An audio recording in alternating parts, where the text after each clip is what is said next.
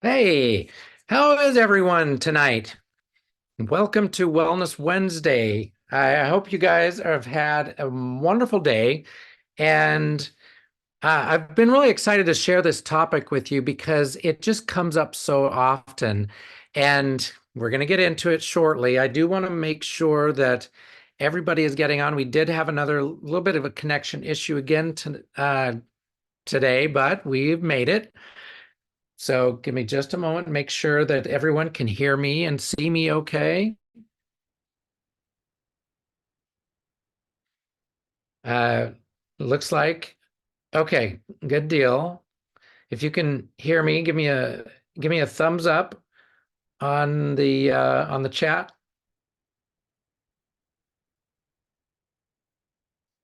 or a yes, or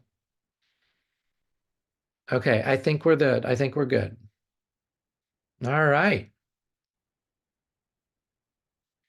As we wait for more ladies to jump on, because I think a lot are going to be jumping on tonight because this is a topic that um, it truly affects most patients that we see. I am going to give my disclaimer here real quick, so let's get into that. All right, the information that I will share with you during this Wellness Wednesday tonight is not. It is health information and is not intended to be health advice.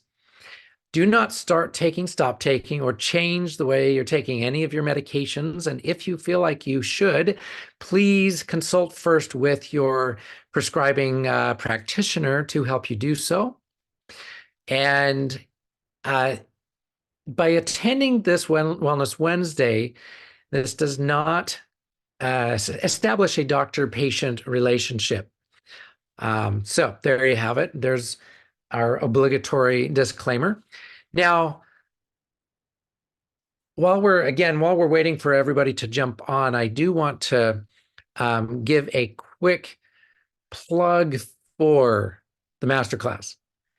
All you new ladies who are maybe jumping on this Wellness Wednesday, um, this is not the masterclass. This is Wellness Wednesday, and I do this every week to really dive deep into a thyroid-related topic that I believe is something that you are interested in learning more about, and this topic is no different.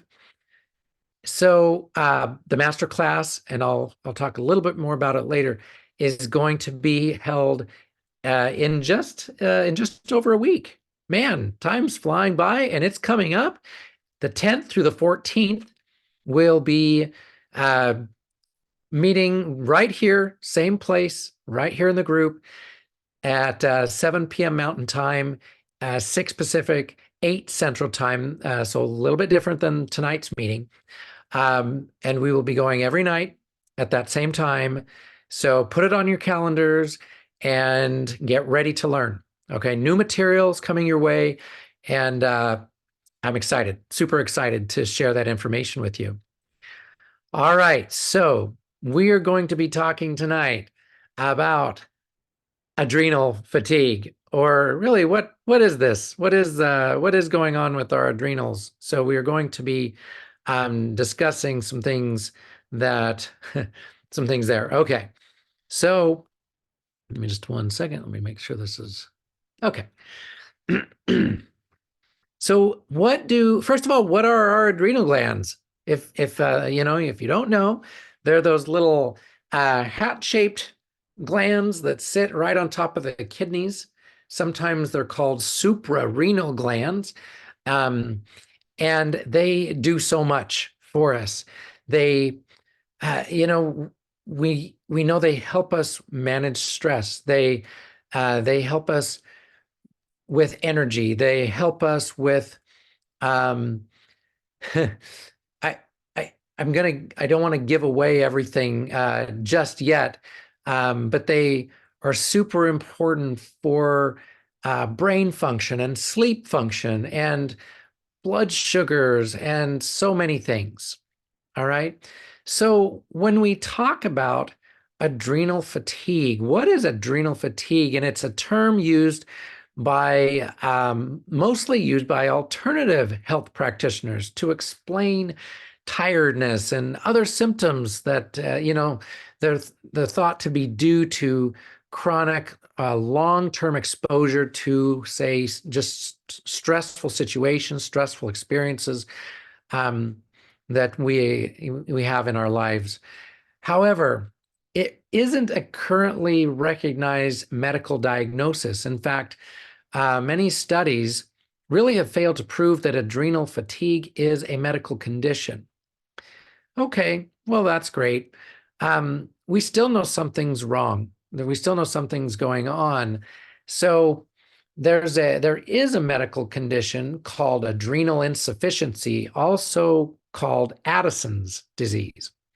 It is a recognized medical condition when your adrenal glands don't make enough hormones. This can be due to disease or surgery, right? Addison's disease is actually a very rare, but also a very serious disease.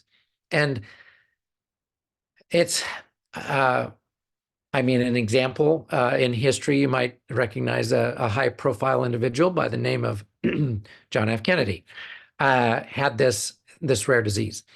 And I'll get into this in a little bit.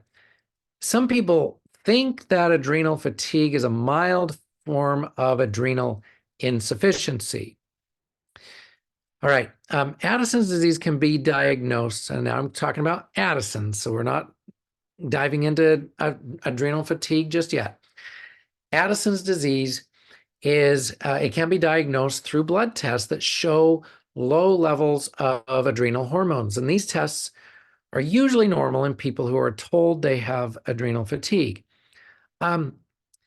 Doctors do tell people that at times, and I have heard medical doctors speculate with patients that they really don't know what else is going on, that they might have some adrenal fatigue. The symptoms of Addison's disease are marked fatigue, tiredness, body aches, unexplained weight loss, low blood pressure, lightheadedness, loss of body hair. And then one of the telltale signs is skin discoloration. So kind of becoming a deeper color, deeper, even sometimes almost reddish or very tan coloration. Of course, if you're Caucasian and you would, you'd be having darker skin coloration. What then are the symptoms of adrenal fatigue? Okay, so the main symptom is tiredness. Other symptoms can certainly, include, but not be limited to trouble falling asleep, trouble staying asleep, waking up. I should say trouble waking up, like difficulty waking up. Salt or sugar cravings, weight gain. Okay. Now, these symptoms are common with lots of other conditions too. So it is important really to try to find the root causes of these symptoms. The adrenal glands secrete hormones essential for metabolism, regulation of blood pressure, and electrolyte and glucose homeostasis. So balance, if you're not familiar with that term, homeostasis is balance. Now, I'm going to talk about some of the hormones that are made in the adrenal glands. And the area of the adrenal glands, if this may interest you, that produces them. So there are two parts to the adrenal gland, the cortex and the medulla. The cortex, which is the outermost part of the glands, produces 5 different types of steroid hormones, including, so there's glucocorticoids, mineralocorticoids, progestins, androgens, and estrogens. Right. Now, some specific steroids that are produced in the adrenal glands include cortisol. So that's our stress hormone. aldosterone, which is one of those mineral corticoids which help balance fluids and electrolytes, and corticosterone. Now, the inner layer of the adrenal cortex is where the cortisol, the androgens, and estrogens are produced. All right. And then these are stored in the middle layer. Interestingly, during the times of stress, the middle layer shrinks and the inner layer thickens or swells and in order to release more hormones. All right, now the inner part, the adrenal medulla, produces what we call catecholamines, including epinephrine and norepinephrine, also known as adrenaline. Um, Adrenaline causes the heart to beat faster. It increases blood pressure and makes the brain more alert. I don't know if any of you have experienced this. It causes your blood vessels to send more blood to the brain and muscles, which raises blood sugar and gives your body energy. So this sudden release of adrenaline from the adrenal glands causes this fight or flight response, which includes feelings of panic or anxiety, tingling maybe, or the need to fight or to flee. So I don't know how many of you have actually had an experience with an adrenaline rush, but it's hard to forget. I have shared one in the past, just to make that story short, because I know I've shared it. I I was basically charged by a bull elk up in Canada, and it didn't get me, but I jumped over a car to get away. Okay, so that was like I literally jumped over the back of a car to get away from that, from being mauled to death by or whatever by the antlers of this huge bull elk. Um, anyway, that's adrenaline. That's a fight or flight. No, that was flight, right? So now higher doses of these catecholamines can also cause immunosuppression, oxidative stress, so big time inflammation, and arrhythmias. All right, so heart, uh, irregular rhythm problems. Prolonged exposure can also cause chronic inflammation of organs and the failure of adaptive symptoms, which can lead to sleep disturbances, metabolic disturbances, cardiovascular issues. So just to be specific, adrenaline, if you're exposed to prolonged levels of adrenaline in your system, will cause rapid heartbeat, heart palpitations, shaking, high blood pressure, sweating, pale complexion. Noradrenaline can produce panic attacks. So this is again, when you've been exposed to this for a long time, panic attacks, hyperactivity, shaking and sweating again, high blood pressure, and irregular heartbeats or arrhythmias. All right. So there's the testing for this is not very good.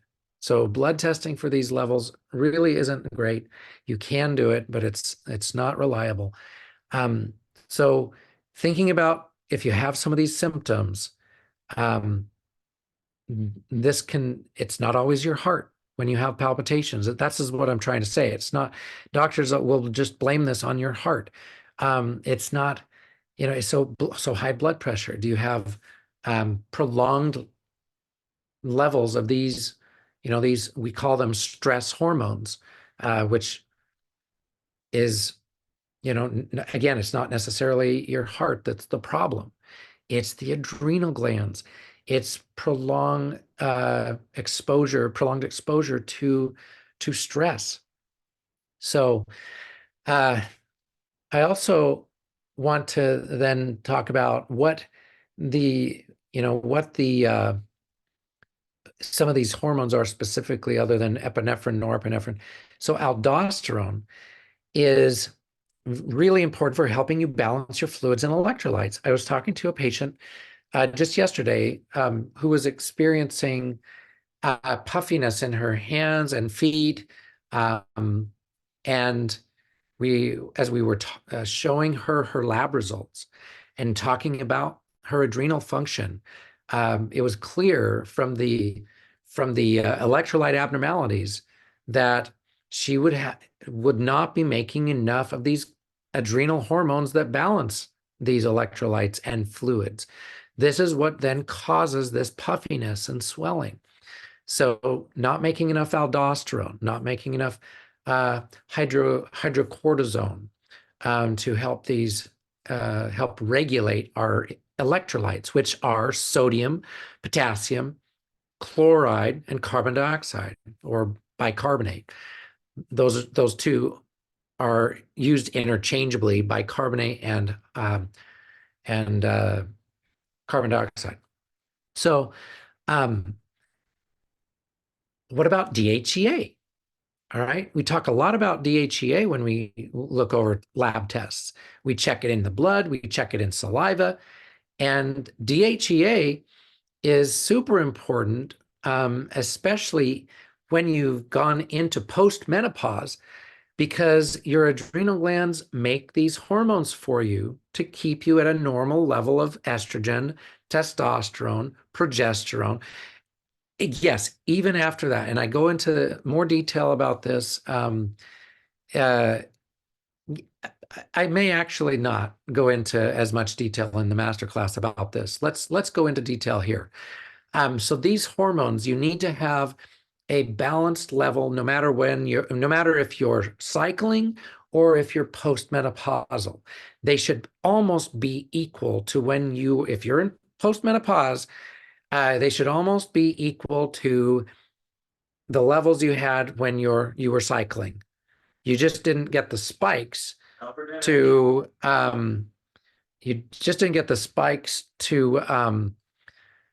cause ovulation and cause the menstrual cycle to happen. So, all right. So then DHEA is this precursor hormone for estrogens and testosterone, not progesterone. It is also known as the repair hormone, and it really should be the most abundant hormone in your body. Okay. So when it's low, you are in adrenal dysfunction, and I'll talk about this in a minute. A little more about this in a minute. Okay. So as far as menopause, I need to talk about surgical versus natural menopause. So this may explain a lot of things for you women who, okay, so for you women who are dealing with some dysfunction here, because, when you're having hot flashes, when you're having weight gain that maybe isn't explained by low thyroid or isn't explained by, blood sugar issues, which most of the time they are, but sometimes they're not. Mood swings, even headaches, and poor sleep. So if you are estrogen dominant, because you've got imbalances between estrogen and progesterone, this often happens with adrenal fatigue. Because the more stress you have, the more cortisol you're going to make, and the less progesterone you're going to make. And then that's going to throw off the estrogen and progesterone balance.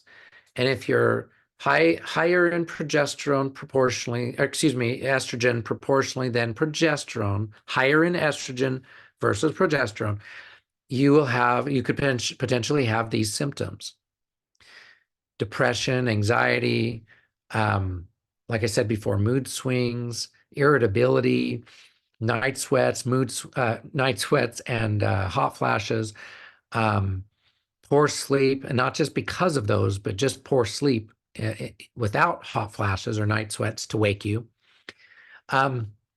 and then fat storage or weight gain. And so we look at what DHEA is, because this often lets us know if it's low, you're going to be imbalanced in some way there. Low testosterone, also it affects libido, but it also affects muscle tone and energy levels in women. And you don't need necessarily as much as you the older you get, but you still need some. All right. When you are in adrenal dysfunction, oftentimes you have very variable levels of cortisol, and you have you have a certain rhythm that has to be maintained, which is known as your circadian cortisol rhythm, in order to maintain good sleep, in order to maintain a normal weight, in order to maintain blood sugar regulation. Okay, so this is why the adrenals are so important with all of these, with metabolism and blood pressure and blood sugar regulation. And it's because your cortisol needs to rise in the morning and wake you up, and then it'll decrease throughout the day into nighttime, into, through the night, and then in the morning it'll go back up. And it's supposed to do that to wake you up, to give you energy. And if you're not following that specific pattern, then you're at, this is the first sign of Alzheimer's, when you're not following that pattern. This can explain why your sleep is not restful. This can explain why your blood sugars are higher in the mornings. This can explain why you wake up at night. This can explain why. So this whole idea of adrenal fatigue, where I listed those symptoms, I know it's not a medical recognized diagnosis, and we're not looking for diagnoses here, but it is dysfunction. And so we look at these levels. It's better measured in saliva, right? These levels are better measured in saliva. Cortisol, DHEA, our hormone levels, estrogen, progesterone, testosterone, the pituitary hormones. So we know that there's something wrong when even if these levels are not necessarily out of the normal range, but as we look at this pattern on the saliva test, we will see what you are having problems with. And it helps us know where to direct our treatment. Okay. There are hormones that stimulate the adrenals that come from the pituitary gland. Just like hormones from the pituitary gland stimulate our thyroid to make more thyroid. So there are a few things called adrenocorticotropin releasing hormones from the pituitary gland.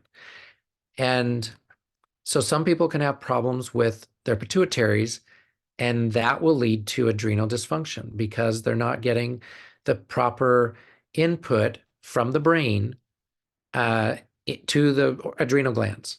All right. Just like if you're not, I didn't mean to say that. Also, if you're low thyroid, this will cause adrenal dysfunction. So your adrenal glands need thyroid hormone to also boost their metabolism, right? Their cell function. So you make enough hormones. So when you're in adrenal fatigue and you're not making as many hormones, or they're fluctuating, they're inconsistent, then it can be because of inconsistent thyroid levels, which most often, you guys, is caused by Hashimoto's. Okay. So variable thyroid levels will cause variable responses from the adrenal glands. And you need these consistent responses to be consistently symptom-free. right? So you've got this pituitary input problem, you've got thyroid input difficulties, you've got other things that are going to impact adrenal function. Certainly, stress will impact the adrenal gland function. So again, just like I was talking about with prolonged stress, you start having to make more stress hormones, and it becomes an economics issue. So your adrenals have to use up their building blocks to make these stress hormones, and you won't make other hormones like DHEA, like aldosterone that balance your fluid and electrolytes. Those become like a luxury. And instead, you have to deal with the stress, right? And so your adrenals are like, all over trying to, help you deal with the stress, right? And they can't. All right. Blood sugar issues. When you have an insulin resistance problem or a dysglycemic problem, this will affect getting fuel in the form of glucose to your adrenal glands, which very much need a lot of fuel. They need that thyroid. They need the fuel to help their cells work so they make the consistent amount of hormones that you need. Okay. And certainly when you're stressed, it should come back down, right? When you're stressed, it should come back down. All right. So blood sugar issues can affect the way adrenal glands work. Lacking vitamin D, lacking B vitamins, especially the active B vitamins, this is very much going to impact your adrenal output, okay? Which will affect your energy, which will affect your metabolism. It all goes together. So these vitamins, vitamin D is needed in so many different areas of your body. If your levels are not high enough, and they need to be at least at 50 on the blood report, then you're gonna probably have adrenal issues. You need vitamin D for thyroid to work in your adrenal glands. So this is the main reason why I'm talking about this. You need active B vitamins for thyroid to work everywhere in your adrenal glands. So what else? We've also got to have different adaptogens. So it's important to, eat the right foods that give you these adaptogens and the right. Sometimes we need to help the adrenals with taking adaptogenic herbs, or there are mushrooms and different varieties that provide different adaptogens to help the adrenal glands. So if you're missing some of these, if you're not eating a balanced diet, then it's going to be hard for your adrenals to function because they're just simply not getting the real food, helpers, the cofactors, and we call them phytonutrients to help them function. Okay. I do want to kind of talk about different stages now of adrenal dysfunction. And so, as I was saying before, when you're in kind of a, kind of chronic stress and you're constantly trying to run from that tiger, right? Or maybe the tiger loses interest for a while and then you're okay and you don't have to run as hard. You don't have to, you don't have to keep up with that stress as much. If you are having to, like imagine when you're younger, right? You go through childhood, and I don't know, maybe you had a stressful childhood that caused a lot of this to be, chronic already by the time you make it to adolescence or to early adulthood, where your adrenal glands are already just so tired. But say you had a great childhood and you go through school and you you're not super stressed, and then college, and it's super stressful, and you start dealing with that, and then you find a spouse, and you get married, or you have your partner, um, and life's getting more and more stressful, and then you get in an accident, or you have start to have just kids, and you that's stressful. I'll tell you what, that's super stressful. Pregnancy is stressful. Raising kids is stressful, and I would know, we would know, um, because we have a lot. And you just start having these different levels of stressors, and there's all kinds of stress from work, and all kinds of stress from, maybe you have neighbors that get on your nerves, and I don't know. I'm just saying, stress uh happens. It just happens. And you deal with it, and your adrenal glands deal with it. And the more you deal with that, and you start going from more cortisol, you go way up in cortisol, and then the more you deal with it, the more your adrenals are just like, okay, we can't keep up with this anymore. And the older you get with dealing with these stressors, the cortisol levels start to come down again, and you produce less and less. And so it really depends on what you've had to deal with in your life, and then what you're dealing with now. And we've got to see where you're at, and kind of get a real full history when we're trying to help you with this, to see what's going on with the stress levels and cortisol levels and these other stress hormone levels that may just be have been so high for so long that now you can't make the cortisol, and then more stress that happens after that just turns inward, and you get more inflamed. Okay.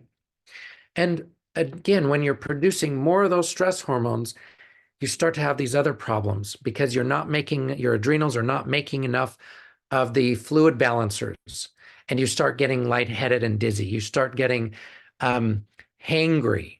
You start getting, um, you know, you crave the salt. You crave sometimes sugar. You crave, because this affects your blood sugars, and this, you start to get just tired, because you don't have the those electrolytes to help with your energy and your electrical flow through your body.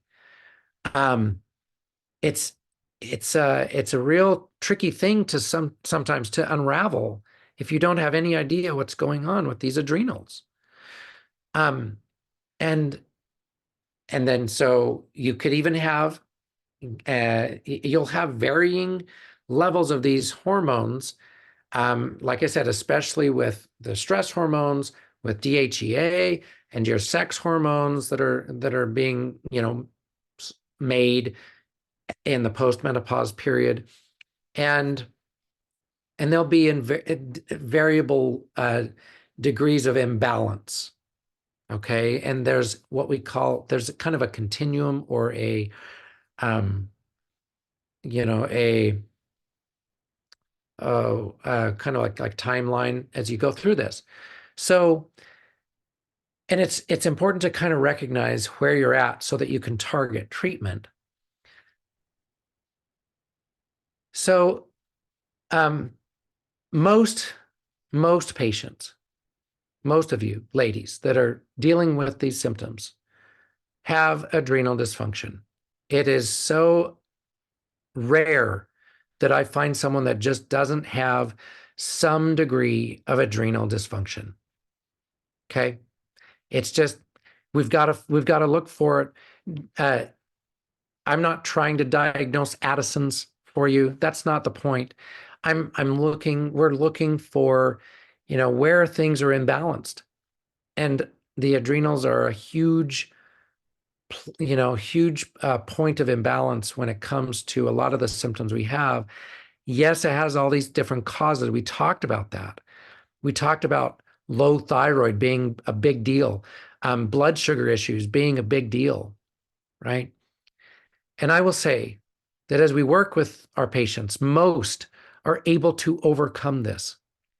Okay. Um, I just spoke with Crystal today. Okay. She came to me overweight, um, anxious, overwhelmed, so tired when she got home from work that she had nothing left for her little girl and her husband. And and she she dealt with um these panic attacks, and these were new for her over the last couple of years, and things were just getting worse and worse with her ability to handle stress. Uh, when she came in today, full of smiles, almost 30 pounds lighter, um, I asked her how she was doing, and she said that she doesn't have anxiety anymore. She doesn't have the panic attacks. Her energy is back. She is happy. Her husband said that she's a new person. She said that she has finally found herself. And it just, I don't know, I get a little emotional when I see families, and in this case, they all came in and see in person to see me. They all came in, and you could tell something was different, something was drastically better, okay, markedly better. And I, it just, it's so awesome because she did have adrenal dysfunction, major Hashimoto's. So the thyroid really played a role. The hypothyroidism really played a big part in how her adrenals were not functioning well for her, why she had the just this chronic stress response. And when we were able to help her deal with it, working with her coach, she managed to really just make all the changes that we ask people to make. Um, Took all the the supporting supplements and things that she needed to do, made the dietary changes, difficult dietary changes, customized to what she needed, because that's what our patients need. They need customized care. So um just so awesome. Awesome to see.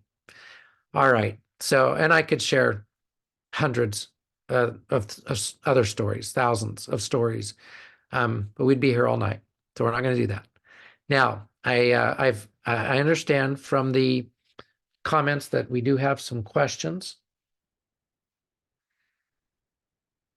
Okay, so the first one is, what testing can be done for the adrenal glands? And so I mentioned saliva testing, where we test cortisol levels, right, throughout the day, different collection times. I mentioned we check hormone levels that way because that helps us know how the adrenals are doing, DHEA levels. Um, and blood tests, we look at electrolytes. We look at DHEA in the blood test. We look at blood sugar markers. It's so important to check all those thyroid markers. So all of these markers help us to know how the adrenal glands are functioning. Can men suffer from adrenal fatigue? Well, absolutely. That is, I mean, everybody does. Everybody can. So, yes, absolutely. How do we know when we need to take in extra electrolytes? When you are lightheaded, when you are dizzy, when you have, if you have headaches most days, these are symptoms of adrenal fatigue as well. Sometimes these chronic headaches. Um, uh, if you have, I mean, if you feel fatigued, that might be a good thing to try. Um, all right. Even puffiness, but sometimes you really ought to be tested before in many of these cases, because um, and it really does depend on what else is going on. So if you have heart issues, if you have um, not so much if you have kidney issues, but it's still a good idea so that you are guided correctly and individually on that. The I see a question in the comments that I can check that I can answer as well. What makes you feel thirsty? High blood sugars can make you feel thirsty. Um, Poor electrolyte balance, that could also be a symptom of poor electrolyte balance, so you could be thirsty. Um, yeah, those are the main things. So adrenal dysfunction can cause thirst, feelings of thirsty. Okay, my B12 level is high and consistently increasing. Is there a way to lower it? I'm not taking any supplements. Um, Honestly, I wouldn't be super concerned about high B12 levels. What's more concerning is that you're not methylating the B12. That's really your tissues are not handling well. So you're going to get B12 naturally in food you're eating. So that B12 needs to be converted, methylated. What high levels of B12 can mean, and this is what I would pay attention to, is um, is your liver functioning properly? Do you possibly have MTHFR gene mutation where you do not methylate properly? But even then, I don't even check for that much. I look at all the other liver markers to see how you are functioning from a liver perspective, and then you may have a reason for why the B12 is high. Um, What should normal hormone levels be? Um, so in postmenopause, normal hormone levels, and it really depends too on if you are taking like hormone replacement. But without that, estradiol should be between 2 and 6. Testosterone should be, and these are according to the particular test I use. So there are different tests, you guys. It's kind of not fair to give you levels and then you get a different test and they're way off because they use kind of different parameters. So suffice it to say, they shouldn't be much different than when in postmenopause than when you had them checked prior to menopause. But if you're getting the testing through me, then 2 to 6 for estradiol postmenopause. Depending on the stage of the cycle you're in, between 3 and 10 if you're in the luteal phase, if you're in the follicular phase, follicular phase, if you're in the luteal phase, between 3 and 15. And now I'm second guessing. I may have those backwards. So long day. I may have those backwards, but between 3 and 10 and between 3 and 15, depending on which stage of your cycle you're in. With testosterone, with this testing company, between 13 and 39, and the younger you are, the more closer to 30, the better. Progesterone should be 22 times what estradiol is, okay, to be balanced. All right. All right. Let's see. Hard to say how much B12 daily. There's really not a set amount. That's why we have to do testing, the right proper testing for methylated B12 levels using other markers. Homocysteine is one. So it's enough. You need enough. Okay? That's the best I can tell you. Does adrenal fatigue cause inflammation in the stomach? It can. When your stress hormones are high, you don't produce enough mucus in the stomach. And yes, then you can start getting nausea. You can get, that's why the high stress hormones cause that. So yes, you can get stomach inflammation from adrenal fatigue when you are dealing with higher stress hormone levels. Lower thyroid levels also can cause inflammation because you're not digesting food properly, and you're not helping your stomach lining either. So, yes, those are some medications will cause inflammation of the stomach. But yeah, to answer the question, adrenal fatigue certainly can. If we weren't supposed to have seed oils, is it okay to have chia seeds and flax seeds? I mean, it is okay, but again, in moderation, here and there. They shouldn't be a major part of your like everyday diet. Okay. But again, you may have allergies to these, you may have sensitivities to these types of things as well. So most of our patients, well, yeah, all of our patients need customized care and need customization of their diet. Okay. All right. So let's talk briefly. I'm so excited to share new information with you in the master class coming up. I gave the dates earlier, the June 10th through the 14th, every night that week. I'm super excited to share why you're not feeling well, even if you have normal thyroid levels.